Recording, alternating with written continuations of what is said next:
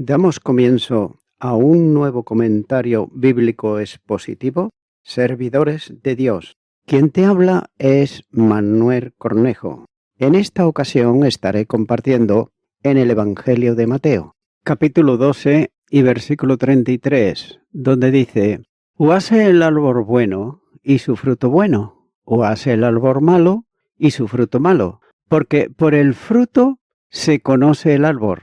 Los árboles se distinguen entre sí por su fruto que producen, y en relación con la enseñanza de Jesús, consecuente de la confrontación con los fariseos, se entiende que el árbol es la persona, la raíz, el corazón y el fruto sea la palabra que pronuncia, ya que un corazón espiritualmente sano dará buen fruto de labios. Por el contrario, un corazón espiritualmente enfermo, insano, podrido, dará fruta de labios de la misma condición. Cristo remite a las gentes a las palabras para distinguir la realidad espiritual de las personas. No cabe duda que en el hablar determina la condición espiritual del corazón, ya que cuando un corazón está saturado de amor de Dios, las conversaciones que fluyen de la boca son positivas, edificantes y que glorifican a Dios. Pero sin embargo, cuando el corazón está saturado de las obras de la carne, o cuando la raíz de amargura llenó su espacio vital, las conversaciones que produce la boca son tan malas y perversas como el mismo corazón. Todo aquel que no edifica, destruye. Por tanto, aquí hay una solemne advertencia sobre el modo de hablar cristiano. Las conversaciones que corresponden a una persona espiritual están llenas de gracia y edifican a quien las escucha, ya que no hace falta más que prestar atención a las palabras que oímos de un interlocutor para establecer con muy poco margen de error como es espiritualmente hablando dicha persona. Así pues, la lección del árbol que se conoce por su fruto debe de ser recordada continuamente. El creyente ha sido injertado en Cristo para que pueda llevar fruto, agradable para Dios, no solo algo de fruto, sino mucho fruto. Juan capítulo 15, versículo 2 dice: «Todo pámpano que en mí no lleva fruto, lo quitará, y todo aquel que lleva fruto lo limpiará, para que lleve más fruto». Por otro lado, quien no lleva fruto tal vez sea simplemente un religioso, profesante, que no ha conocido espiritualmente a Cristo, y si es creyente se está negando a llevar fruto, en cuyo caso debe de esperar una acción disciplinaria de Dios por oponerse al cumplimiento de su propósito. Juan capítulo 15, versículo 6 dice: «El que en mí no permanece será echado fuera, como pámpano, y se secará, y los recogen, y lo echan en el fuego y arde». Esa disciplina puede alcanzar cotas muy elevadas. El secreto para llevar fruto consiste en estar en plena e íntima comunión con el Señor, ya que separado de Él, nadie puede llevar a cabo el propósito de Dios. Juan capítulo 15, versículo 5 dice: «Yo soy la vid, vosotros los pámpanos. El que permanece en mí y yo en él, éste lleva mucho fruto, porque separados de mí, nada podéis hacer». Cada creyente debiera de preguntarse continuamente qué clase de fruto está llevando para Dios. Continúo ahora con el versículo 34, donde dice: «Generación de víboras, ¿cómo podéis hablar lo bueno siendo malos? Porque de la abundancia del corazón habla la boca». Las palabras de Juan el Bautista son ahora las mismas palabras de Jesús. De esa manera apostrofaba Juan a los hipócritas que acudían a él y lo hacían para ser bautizados en el Jordán, buscando completar si algo faltaba a su propia justicia personal. Mateo capítulo 3, versículo 7 dice: al ver él que muchos de los fariseos y de los saduceos venían a su bautismo, les decía: generación de víboras, ¿quién os enseñó a huir de la ira venidera? Y así el maestro se enfrenta a los fariseos que habían blasfemado contra el Espíritu Santo, procurando desprestigiar al Señor entre las gentes. Note que la frase es directa, cuando dice generación o engendro de víboras. La figura del corazón rebosante que impulsa el modo de hablar complementa el anterior del árbol bueno o el árbol con sus correspondientes frutos, ya que lo que satura el corazón aflora al exterior mediante las palabras, porque de lo que rebosa el corazón habla la boca. Y así ocurrió con los fariseos, cuyo corazón estaba lleno de perversidades y maldad, porque ellos eran malignos, y afloró al exterior en palabras perversas hasta llegar a la blasfemia contra el Espíritu Santo, porque su corazón estaba lleno de odio contra el Hijo de Dios.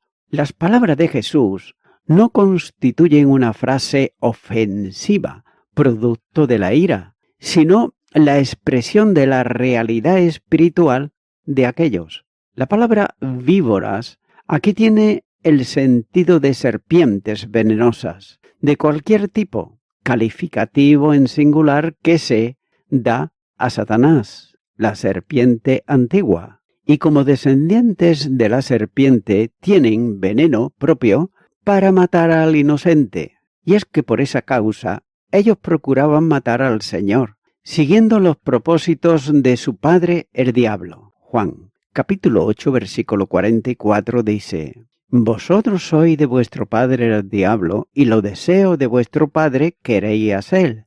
Él ha sido homicida desde el principio, y no ha permanecido en la verdad, porque no hay verdad en él. Cuando habla mentira, de suyo habla, porque es mentiroso y padre de mentira. Las palabras de ellos eran consecuencia del veneno mortífero que llenaba su corazón. La lengua que blasfema al prójimo no puede bendecir a Dios. Santiago, capítulo 3, versículo 9, dice: con ella bendecimos a Dios y Padre, y con ella maldecimos a los hombres, que están hechos a la semejanza de Dios. Y también por el mismo canal no puede correr al mismo tiempo agua fría y agua caliente, sin mezclarse. De igual manera, no puede pronunciarse bendición al Creador y maldición hacia la criatura, que lleva la imagen y semejanza de Él. Génesis, capítulo 9, versículo 6, dice: el que derramare sangre del hombre por el hombre, su sangre será derramada, porque a imagen de Dios es hecho el hombre. Y la primera carta a los Corintios, capítulo 11, versículo 7, dice: porque el varón no debe cubrirse la cabeza, pues él es imagen y gloria de Dios, pero la mujer es gloria del varón.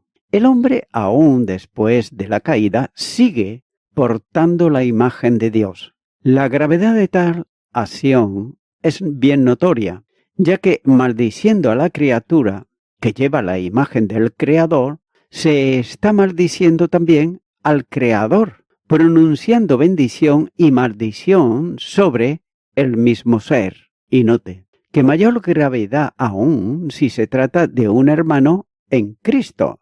El creyente, que es creación de Dios y lleva su imagen, es también nueva creación en Cristo. Romanos, capítulo 8, versículo 29. Además, es también hijo de Dios por adopción. Gálatas, capítulo 4, versículo 4. Y también es miembro de la casa y familia de Dios. Efesios, capítulo 2, versículo 19. Y además es morada de Dios en espíritu. La primera carta a los Corintios, capítulo 3 y versículo 16, dice: ¿no sabéis que sois templo de Dios y que el Espíritu de Dios mora en vosotros? Así pues, Este creyente, aún con sus muchos defectos, está siendo conformado a la imagen del Señor Jesús. Romanos capítulo 8 y versículo 29 dice: porque a los que antes conoció, también los predestinó, para que fuesen hechos conforme a la imagen de su Hijo, para que Él sea el primogénito entre muchos hermanos. Cuando se habla mal de un hermano, se está maldiciendo al que lleva la imagen de Dios y está siendo conformado a la de Jesucristo, cometiéndose un grave pecado contra el Creador, que es también su Padre, y contra Jesucristo, que es su Salvador.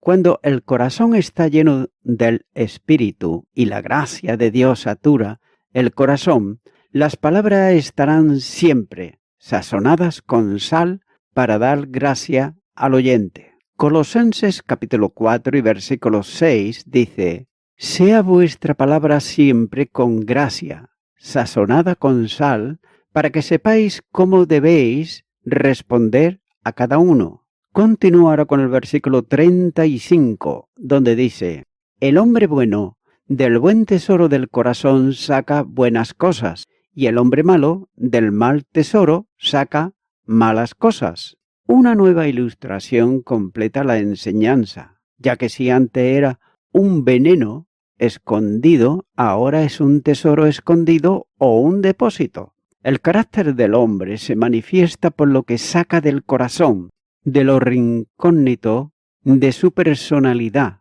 del centro de la voluntad y de los afectos. Todo su entorno queda condicionado por un tesoro bueno o malo que se manifiesta en acciones en el exterior. De ahí las expresiones de Jesús: el buen hombre del buen tesoro saca cosas buenas. Por el contrario, el hombre maligno del malvado tesoro saca malas cosas. Y esa fue la causa por la que Dios aceptó el sacrificio de Abel y rechazó el de Caín. El texto bíblico enseña que Dios vio a Abel y a la ofrenda suya, y vio a Caín y a la suya, es decir, vio lo que había en el corazón de cada uno, siendo las ofrendas simplemente la expresión del corazón de ambos. Génesis capítulo 4 versículo 4, la segunda parte dice: de lo gordo de ellas, y miró Jehová con agrado a Abel y a su ofrenda, pero no miró con agrado a Caín y a la ofrenda suya, y se enseñó Caín en gran manera y decayó su semblante. Dios aceptó y rechazó la ofrenda viendo lo que era uno y lo que era otro. También se comenta que el carácter del hombre de Dios se muestra en lo que saca del cofre de su corazón. De un buen tesoro salen joyas valiosas, gracias, consuelos, experiencias edificantes, enseñanzas iluminadoras, aptitudes amables, firmes resoluciones para el bien. La palabra de Dios, almacenada y vivida, es un tesoro incomparable que llena de luz, de amor y de poder a uno mismo y también a otros. De manera que la fe sincera, genuina y auténtica produce frutos de vida consecuentes con ella. De lo contrario, sin esos frutos es evidencia de no ser auténtico. Santiago capítulo 2 versículo 17 dice: así también la fe, si no tiene obras, es muerta en sí misma. El creyente, conformado a la imagen de su Hijo, saca de su corazón cosas buenas y, por su conducta, Dios es glorificado. Mateo capítulo 5 versículo 16 dice: así alumbre vuestra luz delante de los hombres, para que vean vuestras buenas obras y glorifiquen a vuestro Padre que está en los cielos. El hombre no regenerado, aunque sea muy religioso, no puede sacar cosas buenas de un corazón corrompido por el pecado. Por un tiempo, el religioso podrá aparentar ser cristiano, pero a la larga se descubrirá en él el engaño de su corazón. Y de esa forma actuaban también los fariseos. simples religiosos, pero lejos e ignorantes de Dios. Un rostro serio, una cabeza inclinada, un vestido tradicional, un cántico solemne, un alto conocimiento, metal, de la Biblia, pero rodeado todo de palabras ácidas y reproches continuos en contra de los demás, junto con murmuraciones y críticas, son evidencias claras de ausencia de fe viva. Además, es la expresión del religioso que conoce la religión, pero no vive a Dios. Continuará con el versículo 36, donde dice: Mas yo os digo que de toda palabra ociosa que hablen los hombres, de ella darán cuenta en el día del juicio. La responsabilidad del hombre en relación con sus dichos y actuaciones queda afirmada aquí por Jesucristo, ya que se está refiriendo a toda palabra ociosa y usa para ello un adjetivo que tiene que ver con algo que no trabaja. De ahí que se traduzca como ociosa, esto es, aquellas palabras que no sirven para llevar buen fruto delante de Dios. Y nótese que el argumento sigue un hilo continuado, ya que por un lado, el árbol malo no da buen fruto, el corazón perverso no produce cosas buenas, las palabras ociosas son plenamente inútiles.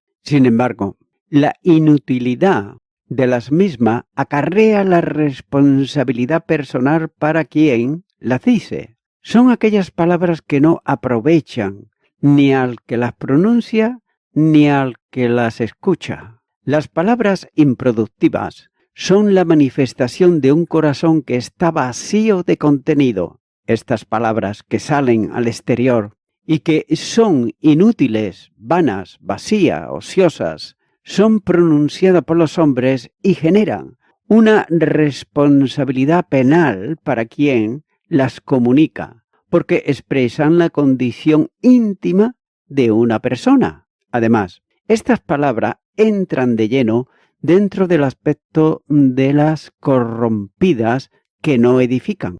Efesios, capítulo 4, versículo 29 dice: Ninguna palabra corrompida salga de vuestra boca, sino la que sea buena para la necesaria edificación, a fin de dar gracias a los oyentes. Tengas en cuenta que lo que no edifica, destruye. El Señor dijo anteriormente que el que no recoge, con él desparrama. Versículo 30. Es decir, no hay asuntos neutros en la vida del hombre, o son positivos conforme a la voluntad de Dios, o son negativos en oposición a ella. Si las palabras son ociosas, es decir, estériles, sin fruto, si no edifican, entonces destruyen. De todo acto destructivo, el hombre dará cuenta ante Dios en el día del juicio. Unos para conjunto de elementos pecaminosos para condenación eterna. Estos son los no regenerados,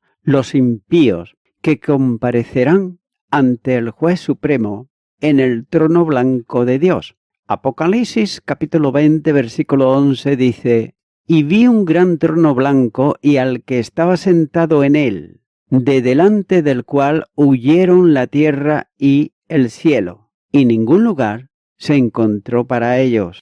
Pero no es menos cierto que también los creyentes lo harán ante el tribunal de Cristo para dar cuenta de cuánto hayan hecho en el cuerpo, sea bueno o malo, a fin de recibir o no las recompensas prometidas. La segunda carta a los Corintios, capítulo 5 y versículo 10, dice: Porque es necesario que todos nosotros comparezcamos ante el tribunal de Cristo, para que cada uno reciba según lo que haya hecho, mientras estaba en el cuerpo, sea bueno o sea malo. Debiera de servir como motivo de reflexión personal esta solemne advertencia de Jesús sobre las palabras ociosas. Pablo es preciso cuando escribe y dice que ninguna palabra corrompida salga de vuestra boca, sino la que sea buena para la necesaria edificación, a fin de dar gracia a los oyentes. Efesios capítulo 4 y versículo 29. Las palabras regulan la actividad de la lengua del creyente. Las palabras corrompidas son las que envenenan, las que tienen en sí mismas el germen corrupto del pecado. No son las palabras deshonestas de los dichos groseros o del lenguaje soez, sino las expresadas con mala intención. Están dentro del campo de la murmuración, los chismes y las críticas. La murmuración está condenada en la palabra de Dios en Santiago capítulo 4, versículo 11. Y los chismes y las críticas sancionadas también en la ley, en Levíticos capítulo 19, versículo 16, ya que la idea de no andarás chismeando en medio de mi pueblo puede traducirse también como no andarás de calumniador en medio de mi pueblo, o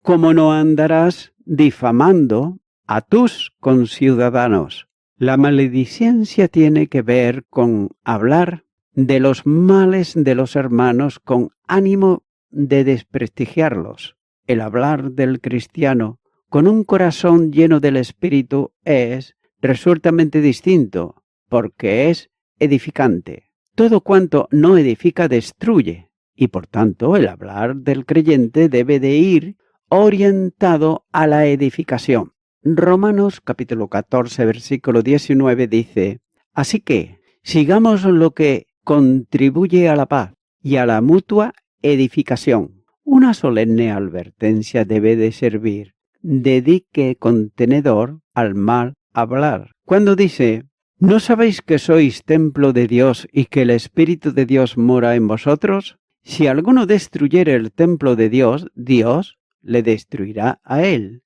porque el templo de Dios, el cual sois vosotros, es santo. Primera carta a los Corintios, capítulo 3, versículos 16 al 17. Y voy concluyendo con esto. Exactamente, como hay dos clases de árboles, buenos y malos, hay dos clases también de corazones. Y también como el árbol es conocido por sus frutos, así la misma naturaleza del corazón humano es demostrada por lo que sale de él. Y esto se revela especialmente por lo que decimos, porque de la abundancia del corazón habla la boca. Mateo capítulo 12, versículo 34.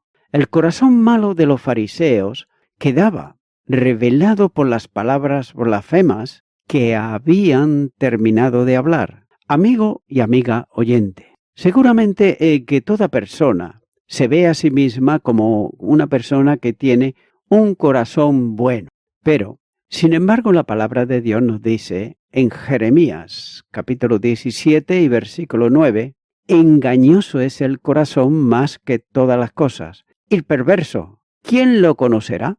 Solamente Dios conoce el corazón de cada ser humano. Y Dios conoce también, mi amigo, mi amiga oyente, tu corazón. Y es el que quiere, desea, que no te engañes a ti mismo o a ti misma, pensando o diciendo o creyendo que tienes un corazón bueno o que eres una persona buena. Porque como la misma palabra de Dios nos enseña que de los hombres de bueno no hay ni aún uno. Es decir, todos somos pecadores y todos necesitamos el perdón de Dios.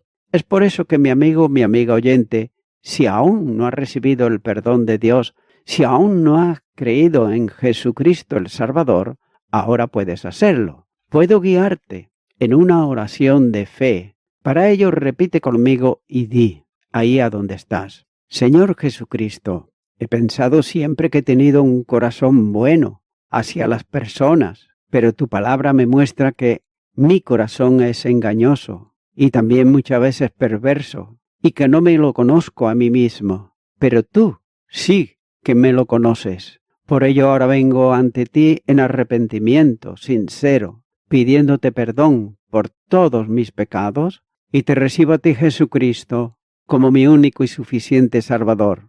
En tu nombre. Amén.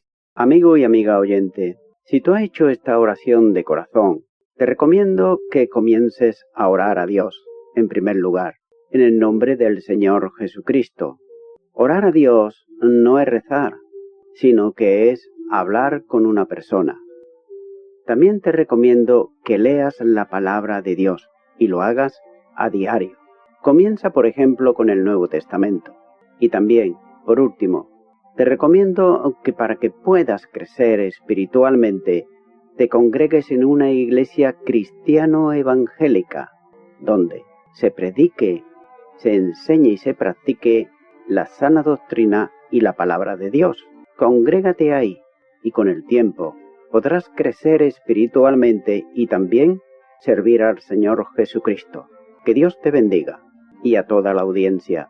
Nuevamente ya me estoy despidiendo de todos ustedes y será hasta el próximo programa. Que Dios os bendiga a todos.